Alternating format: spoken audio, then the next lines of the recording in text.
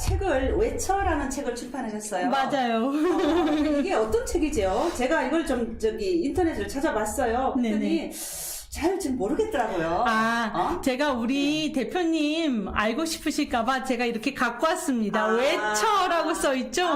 네, 제목은 외처인데, 네. 바로 그 외처의 위에 써있는 글씨가 바로, 북한 주민의 자유와 인권을 위하여 외쳐, shout. 그렇구나. 외친다는 것은 바로 북한 주민의 자유와 인권을 위하여 외친다는 의미의 shout입니다. 왜냐하면 우리가 너무 고통받고 있고 역경을 겪고 있는 당사자는 외칠 힘도 없습니다. 그렇기 때문에 2,500만 북한 주민을 위해서 우리가 바로 대한민국에서 자유와 인권을 누리고 향유하는 우리 자신이 외쳐주자. 외쳐! shout! 북한 주민의 자유와 인권, 거대 수용소에서 노예와 같은 북한 주민들을 위한 외침을 외치자라는 것이 바로 이런 외쳐라는 책이고요. 그럼 이 책은 무슨 내용이냐? 바로 보이십니까? 우리 네네네네. 1인 시위 1인 시위 기록책입니다. 이게 바로 1인 시위의 기록집이에요. 아마 대한민국에서 촛불 시위 말고 우리 우파 진영, 보수 우파 진영에서 1인 시위를 100일 동안 올고지 해낸 거에 대한 사진 기록들입니다. 이것이 바로 갑자기 펼치니까 김문수 대표님 나오셨네요. 여기. 네, 참여하셨었습니다. 당시에 국회의원 4분이 다 참여하셨었고요. 100일의 기록입니다. 무엇을 위한 100일의 1인 시위였느냐? 북한 인권법을 제정합시다. 이 책이 나온 출판 시점은 2015년 10월이고 그리고 북한 인권법이 통과된 시점은 바로 2016년 3월 2일 대한민국 국회에서 통과가 되고 2016년 3월 3일 정부에 의해 제정 공포되었습니다. 그런 북한 인권법을 제정하자는 외쳐 캠페인 북한 인권법 제정 촉구 캠페인의 책입니다. 우리 대표님 한번 훑어봐 보시죠. 그동안 제가 말씀 올리겠습니다. 이 외처의 책에는 바로 401명의 대한민국 국민들께서 본인의 얼굴과 본인의 이름을 걸고 참여를 해주셨습니다. 401명의 대한민국 국민이 저 혼자 1인 시위란 게 아니라 그런데다 중복 참여하신 분들의 숫자까지 합하면 715명 401명이 715번을 중복 참여하면서 여러분 북한 주민을 위한 북한 인권법 필요합니다. 북한 인권법 제정해주세요. 그런 캠페인을 기록한 캠페인 기록집이 바로 외쳐, shout, 외쳐입니다. 굉장히 지금 지금 북한 인권에 관한 그 대표도 맡고 계시고 또 이런 책까지 내시고 정말 굉장히 적극적으로 정말 이러고 참 이렇게 많은 일을 하고 계시네요. 감사합니다. 네, 그러면 그 거리에서 보낸 100일간의 기록이라고 했습니다. 맞습니다. 그래서 대단하네요, 정말. 네네네. 100일간 참 이렇게 하기가 쉽지가 않았을 텐데 언제 여름에 하셨나? 계절은 언제였나요? 2013년 9월 1일부터 2014년 1월 7일까지의 100일입니다. 1월 7일. 그 완전히 그때 한겨울에 했네요. 네, 제가 광화문의 빌딩, 빌딩의 바람이 얼마나 차갑고 거센지를 11월, 12월을 겪으면서 알았습니다. 그렇죠. 정말. 네, 그 광화문.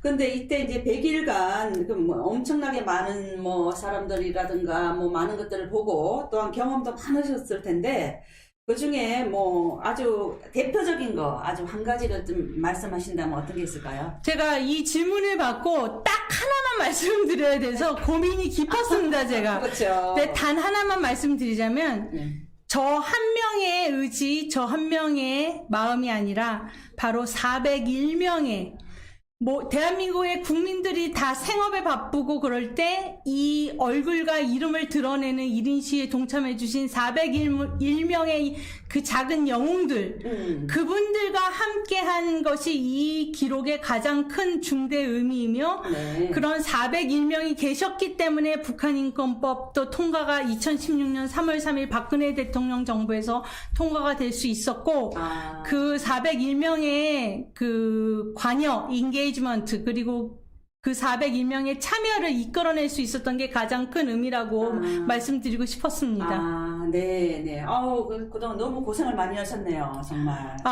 제가 이걸 누가 시킨다거나, 너 월급 줄 테니까 하라 그랬으면은 절대 하지도 못했고 하지 않았을 것입니다. 맞아요. 저의 강력한 신념과, 이 법은 북한 주민들을 향한 희망의 메시지라는 확신이 있었기 때문에 반드시 통과시키고 말겠다라는 의지와 신념으로 해낼 수 있었습니다. 지금 제가 보니까 옆에서 봐도 굉장히 어떤 의지라든가 투지라든가 굉장히 강해 보이고 또 굉장히 또 건강하고 감사합니다. 굉장히 또 용감해 보이고 굉장히 정의로워 보입니다. 감사합니다. 얼굴에 그런 것들이 다 나타나는데 아이고야, 감사합니다. 제 말이 맞습니까? 그런 생각인가요? 네, 그런 모습을 지향하면서 살아가고 있습니다. 그런 모습이 얼굴에 다 나타나고 있습니다. 정말 참 오늘 참 대단한 분을 제가 초대를 해서 지금 하고 있습니다. 그러면 지금 지금 북한에서 탈북자들이 굉장히 많이 오고 있잖아요. 그러는데 고위직들도 굉장히 탈북을 많이 하고 있습니다, 지금. 근데 지금 문재인 정부 들어서 이 탈북자들, 특히나 고위직, 아주 최고위급, 이런 탈북자들이 많이 오고 하면 보통은 우리 대한민국에서 그 사람들이 또 갖고 있는 그 고급 정보가 굉장히 많잖아요. 옳습니다. 예, 그런 정보를 또 우리가 또 활용도 얼마든지 해야 되고 이런 상황인데 요즘에도 이제 북한의 고위직 탈북자들이 많이 있는데 예전에 비해서 지금 우리 문재인 정부에서는 이들이 가진 고급 정보를 많이 활용을 안 하는 것 같아요. 특히나 이런 사람들에게 또 뭐 직업도 좀 이렇게 주선을 해줘야 되는데 당연히 그런 것도 아닌 것 같고 이러는데 이 문재인 정부는 탈북자들을 지금 남북 관계의 그 걸림돌로 인식하는 걸까요? 아니면 어떤 생각을 갖고 있는 걸까요? 이들은 대북 전단 금지법을 김여정이 싫어하고 김여정이 하지 말라고 했다고 그냥 마구 제정해버리는 아주 무도한 정권이 바로 문재인 정권입니다. 네. 그런 정권에서 고위급 탈북자가 달갑겠습니까? 결코 그렇지 않습니다. 바로 변절과 배신이란 용어를 북한 정권은 탈북자들에게 사용하고 있습니다. 그런데 바로 더불어민주당 의원이 그 탈북 외교관인 태영호 의원에 대해서 변절자의 발악이란 표현도 한 바가 있습니다. 바로 이것이 그들의 진심인 것입니다. 네네. 문재인 정권과 문재인 정권의 요직을 차지한 인사들의 인식에는 탈북민은 보수우파 우리가 생각할 때 먼저 온 통일, 자유를 찾아온 영웅들, 그것과 정반대입니다. 북한 정권을 배신한 변절자, 그리고 탈북민의 그 북한 정권에 의해서 침해받은 인권 유린, 조직적 광범위한 심각한 인권 유린에 대해서 이들은 한결같이 이쪽 좌파 진영 사이드에 있는 사람들의 이 탈북자에 대한 정의는 이것입니다. 배신자. 자기 나라 배신한 사람 말 어떻게 믿을 수 있어요? 네. 믿을 수 없어요. 네. 그러면서 김여정의 명을 받아서 만든 것이 바로 대북전단 금지법입니다. 네. 김여정이 끔찍하기 싫어했죠. 자유의 정보가 북한으로 유입되니까요. 네. 지금 그 북한에서 우리 탈북하는 분들, 뭐 최고위직에서부터 시작해서 매우 다양한 지금 직업을 가진 많은 사람들이 탈북을 하고 있는데 그들은 정말 북한에서 그 없는 이 인권이 전혀 없는 나라이기 때문에 북한에서 없는 것은 세계적으로도 다 알려진 사실입니다. 어쨌든 그런 상황에서 진짜 목숨을 걸고 그야말로 탈북한 이런 사람들인데 그런 사람들이 또 갖고 있는 많은 정보들이 있는데 이것을 우리가 당연히 지금 남북 이 분단된 상태에서 활용을 해야 되지 않습니까? 옳습니다. 그러는데 그것을 전혀 활용할 생각도 않고 참 이러고 있다는 게 참으로 답답하네요. 정말. 답답한 게 아니라 그야말로 분통이 터지죠. 그렇죠. 그야말로 자유를 찾아오는 고위급 탈북민들의 유입을 완전히 원천 차단하고자 이들에게 생계를 유지할 방도를 마련해주지 않고 그야말로 간접적이지 않죠. 직접적인 생계 위협에 차단을 시키는 거죠. 맞아요. 네. 자본주의 국가에서는 당연히 어떤 급여라든가 이런 것이 있어야 되는데 정말 굉장히 지금 어려운 사람들이 굉장히 많겠네요, 그러면. 네, 맞습니다.